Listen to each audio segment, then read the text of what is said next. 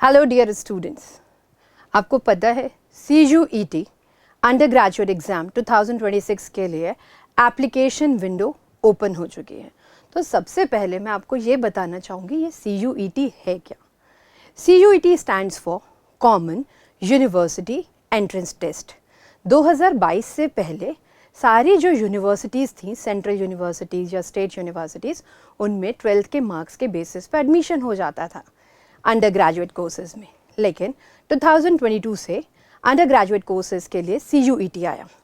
ये एक बहुत बढ़िया प्लेटफॉर्म है क्योंकि हमें पूरे ऑल ओवर इंडिया की state universities, central universities, national universities, deemed और प्राइवेट यूनिवर्सिटीज़ में एडमिशन मिल सकता है सभी प्रकार के अंडर ग्रेजुएट कोर्सेज़ के लिए।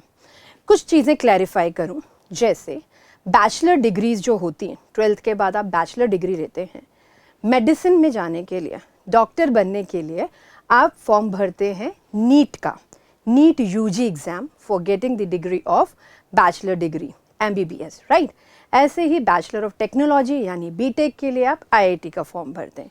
उसी तरह से यदि हमें इंजीनियरिंग और मेडिकल के सिवाय कोई और बैचलर डिग्री करनी है, टेकिंग एन एग्जाम्पल, अगर आप साइंस सब्जेक्ट से पढ़ रहे हैं, 12th में आपके पास साइंस है, तो आपके पास क्या क्या ऑप्शंस हो सकते हैं? BSc ऑनर्स, ठीक है, और BBA BCom के लिए भी यही एप्लीकेशन फॉर्म भरना होगा। तो चलिए कुछ जानते हैं इन डेप्थ कि क्या एलिजिबिलिटी क्राइटेरिया है और इस फॉर्म में हमें कैसे सब्जेक्ट्स को ऑप्ट करना है। तो चलिए स्टार्ट करते हैं बेटा। देखिए आपके सामने ये आ चुका है हमारा इंफॉर्मेशन बुलेटिन। जानते हैं इसको कौन हेल्ड करा रहा है? NTA, जो कि नीट का एग्ज़ाम भी हेल्ड कराता है, ठीक है। चलिए देखते हैं हम इस इंफॉर्मेशन बुलेटिन में क्या क्या चीज़ें डिकोड करनी आनी चाहिए। देखिए बेटे, यहाँ ये कॉमन यूनिवर्सिटी एंट्रेंस टेस्ट है। ये जो है 13 मीडियम्स में all over the India held किया जाएगा, अलग अलग मीडियम में। Next, online submission of the application form की विंडो ओपन है 3 जनवरी से लेके 30th यानी 30 जनवरी तक इसकी विंडो ओपन रहेगी।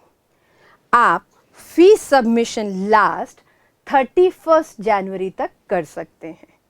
अगर कोई गलती हो जाती है कुछ पर्टिकुलर सेगमेंट्स में, तो करेक्शन विंडो ओपन होगी 2 से लेके 4 फरवरी तक।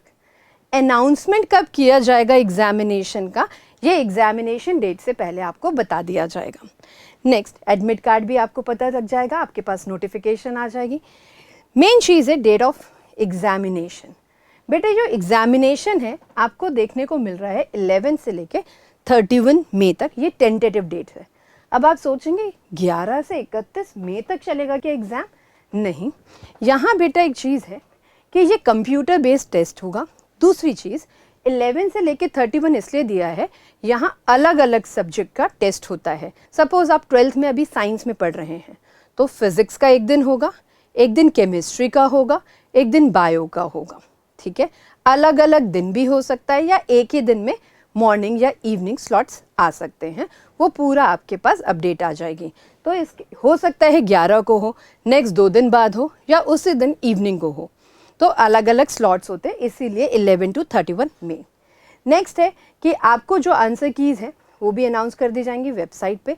ऑफिशियल वेबसाइट का लिंक ये दिया हुआ है cuet.nta.nic.in। रिजल्ट भी आपका जब एग्ज़ाम हो जाएगा उसके बाद कब डिक्लेयर होगा, तो पूरा यहाँ पर एक क्लियर सिनेरियो हमारे पास है। चलिए आगे देखते हैं, हम थोड़ी सी और डिटेलिंग करते हैं। द मेन थिंग इज़ कि भाई हमें कितनी फ़ीस पड़ेगी। तो बेटे जो जनरल है कैटेगरी के लोग हैं उनको अप टू 3 सब्जेक्ट्स 1000 रुपीज़, और अगर कोई एडिशनल सब्जेक्ट का एग्ज़ाम देना है तो उन्हें पर सब्जेक्ट देने होंगे 400 रुपीज़।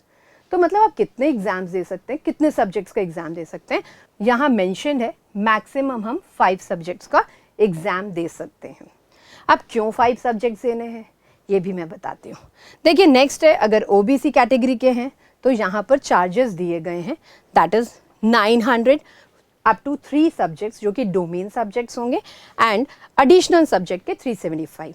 लाइकवाइज सारी कैटेगरी वाइज यहाँ पर डोमेन सब्जेक्ट्स के और एडिशनल सब्जेक्ट के चार्ज दिए गए। सपोज हम बात करें, आपके पास है फिजिक्स, केमिस्ट्री और bio as the main subjects in 12th, right.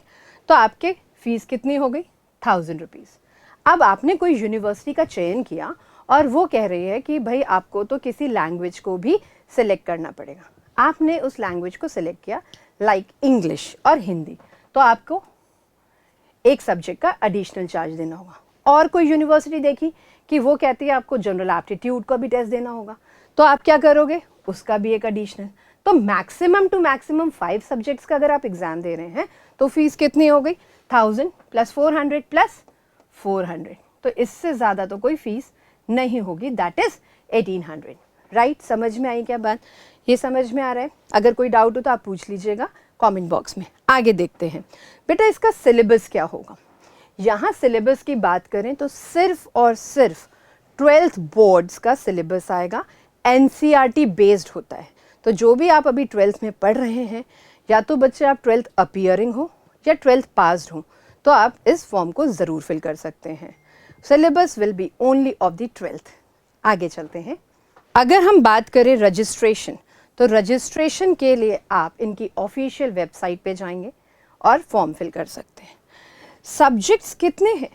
तो टोटल हैं बेटे 37 सब्जेक्ट्स, 13 लैंग्वेजेस होंगी एंड 23 डोमेन स्पेसिफिक सब्जेक्ट्स और एक general aptitude. Domain specific subject मतलब समझे, अगर कॉमर्स बैकग्राउंड का बच्चा है तो उसके कॉमर्स के सब्जेक्ट, आप साइंस बैकग्राउंड के हैं तो फिजिक्स केमिस्ट्री मैथ्स या physics chemistry biology, right.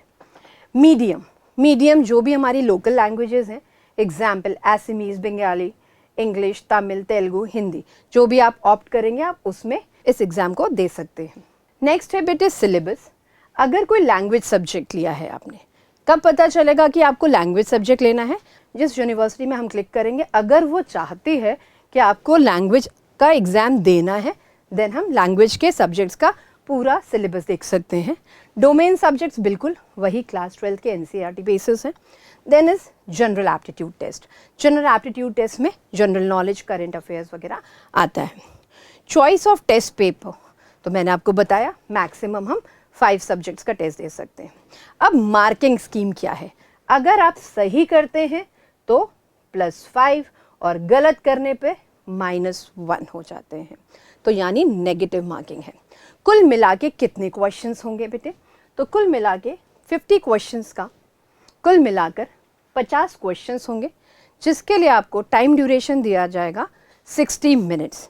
60 minute में आपको 50 क्वेश्चंस को अपीयर करना होगा। यहाँ कोई ऑप्शंस नहीं दिए जाते हैं, तो सारे ही क्वेश्चंस क्या हैं? कंपलसरी। यदि आते हैं तो बिल्कुल आप अटेम्प्ट करिएगा। नेक्स्ट, ये मल्टीपल शिफ्ट्स में किया जाएगा।